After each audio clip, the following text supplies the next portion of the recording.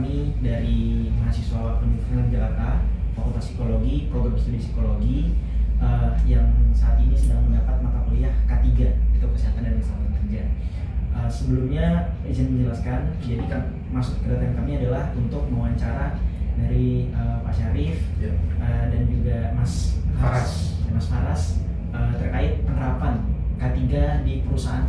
Kalau bicara penerapan ya, kita pasti bicaranya referensi. Jadi di organisasi ini referensi kita adalah satu persyaratan regulasi dan kedua persyaratan customer atau pelanggan. Nah, satu lagi sebetulnya SMK 3 kalau ngacu ke PP 50 2012 karena ada sistem manajemen K3 ya. Itu kita implementasi, tapi memang tidak sampai ke sertifikasinya. Karena kalau refer ke regulasi nggak mandatori itu sertifikasi, yang mandatori implementasinya. Satu. Kedua, kita tersertifikasi ISO 9001, 14 sama 45. Jadi terintegrasi. Sistem manajemennya diintegrasikan, kemudian diimplementasikan ke seluruh cabang. Setiap bulan kita ada pencatatan kinerja K3M bulanan. Kemudian ada juga pelaporan bahaya.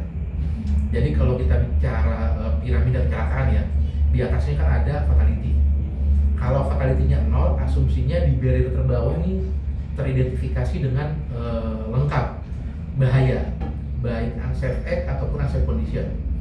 Banyak kejadian kan di organisasi fatality-nya 0, laporan bahayanya 0 juga gitu. Jadi ini 0 dari mana? Usahanya nggak ada nih di sini. Nah, jadi di bawah ini yang kita perbanyak identifikasi bahaya.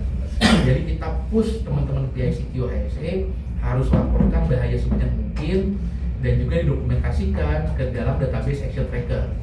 Jadi kita sudah punya namanya matrix APD. Matrix APD ini kita buat dan kita tetapkan sesuai dengan pekerjaannya masing-masing. Misalkan aktivitas dia di gudang, ada potensi barang jatuh dari atas, baru kita wajibkan menggunakan helm, wajibkan menggunakan rompi atau safety vest atau mungkin pakaian yang ada berbendanya, ya, sama safety shoes.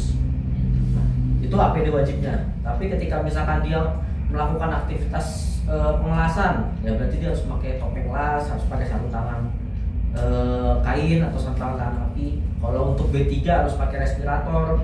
Bahkan kita punya namanya SCBA, itu adalah bantu pernapasan. Untuk APD sebetulnya bervariasi balik lagi dari bahaya-bahaya dari aktivitas pekerjaan. Juga sedang mendevelop pelaporan bahaya. Jadi nanti teman-teman ketika misalkan ada ceceran oli di gudang atau di depo, tinggal foto, masuk ke sistem, nanti langsung memberikan notifikasi ke PIC terkait. Jadi kurang dari 1 jam bahkan ya, setiap PIC terkait itu bisa melihat follow up ya, atau melihat temuan-temuan atau laporan bahaya yang tersebut. Perusahaan membuat suatu aturan terkait dengan punishment apabila karyawan atau siapapun itu yang tidak patuh terkait dengan K3M. Tujuannya bukan untuk memberikan hukuman, tapi tujuannya adalah memberikan edukasi dan memastikan aturan yang sudah dibuat itu dijalankan. Saya akan menjelaskan hasil observasi. Jadi di perusahaan tersebut sudah sangat rapi, harum dan juga bersih sehingga memberikan kenyamanan bagi karyawan. Saat kami masuk di lantai 11 yaitu tempat kami melakukan wawancara, terlihat juga difasilitasi oleh dapur. Saat kami melakukan wawancara di ruang meeting juga tata ruangannya sangat rapi dengan kaca besar yang memperlihatkan pemandangan luar, lalu dilengkapi juga dengan meja dan kursi yang adjustable sehingga dapat disesuaikan dengan tinggi karyawan sehingga memberikan kenyamanan. Selain itu, interaksi antar karyawan juga terjalin dengan baik dan terlihat beberapa karyawan yang sedang melakukan diskusi bersama. Jadi di perusahaan ini sudah sangat baik dalam penerapan ergonominya sesuai dengan hasil wawancara yang ditunjukkan dengan memperhatikan jarak karyawan dengan laptop, layout ruangan dengan pencahayaannya juga diperhatikan, dan tiap tahunnya juga dilakukan pengukuran ergonomi. Berdasarkan jawaban-jawaban narasumber pada saat wawancara, beberapa bahaya yang ditemukan di tempat kerja yaitu ada bahaya fisik, yaitu cedera akibat benda jatuh atau tertimpa barang, yang mana potensi ini ditemukan pada pekerja yang ada di gedung yang memerlukan penggunaan APD seperti helm dan safety shoes.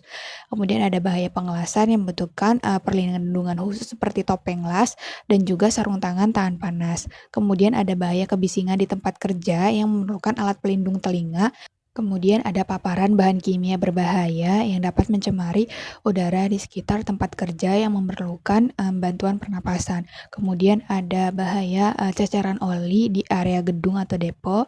Kemudian ada bahaya operasional seperti supir truk yang tidak menggunakan perlengkapan sesuai standar yang dapat meningkatkan risiko kecelakaan. Kemudian ada kendaraan eksternal dengan standar keselamatan yang rendah juga yang mengakibatkan kendaraan menjadi remblong. Bahaya-bahaya ini menunjukkan bahwa perusahaan harus terus meningkatkan upaya mitigasi resiko untuk memastikan bahwa program K3 diterapkan secara menyeluruh untuk mengurangi potensi adanya kecelakaan di tempat kerja. Ya baik, terkait analisis solusi pada perusahaan yang kami kunjungi, yang pertama perusahaan kami kunjungi itu melakukan tindak preventif dengan cara memberikan sertifikasi, pemahaman dan juga pelatihan kepada setiap karyawan. Lalu perusahaan juga mengembangkan teknologinya untuk mengurangi indikasi kecelakaan yang mungkin saja terjadi dengan cara mengembangkan teknologi yang meminimalisir kontak antara manusia dengan mesin dengan cara mengembangkan teknologi di mesin. Lalu jika terjadi sebuah kecelakaan atau ada hal yang tidak diharapkan, maka mekanisme pelaporan juga bisa dilakukan secara digital, yaitu sudah terjadi digitalisasi, dan juga mekanisme pelaporan ini juga tersistematis ya, sangat terstruktur. Jadi perusahaan sudah sangat siap dengan segala kemungkinan yang terjadi. Lalu solusi selanjutnya juga perusahaan bekerja sama dengan berbagai pihak untuk dapat meminimalisir kecelakaan yang terjadi. Lalu jika kecelakaan sudah terjadi, maka juga dilibatkan banyak pihak, baik pihak internal perusahaan maupun vendor terkait, atau juga pihak berkewajiban terkait yang bisa menyelesaikan segala kasus tersebut. Jadi solusi yang ditawarkan perusahaan terkait permasalahan K3 sudah sangat beragam dan sudah sangat bervariasi. Jadi kalau ngomongin soal K3, perusahaan ini tuh udah cukup serius dalam menjaga keselamatan karyawan mereka loh. Mereka mengacu ke aturan kayak PP 50 tahun 2012 dan sudah terstandarisasi internasional dengan ISO. Nah, mantep banget kan? Sistem manajemen mereka juga terintegrasi di semua cabang. Jadi nggak cuma di pusat aja, jadi sampai ke daerah-daerah yang juga mungkin perlu bantuan mengenai K3 tersebut. Oke, soal edukasi karyawan, mereka juga punya program-program yang keren loh, kayak safety call mingguan, daily talkback meeting sebelum mulai kerja, dan pelatihan simulasi keadaan darurat.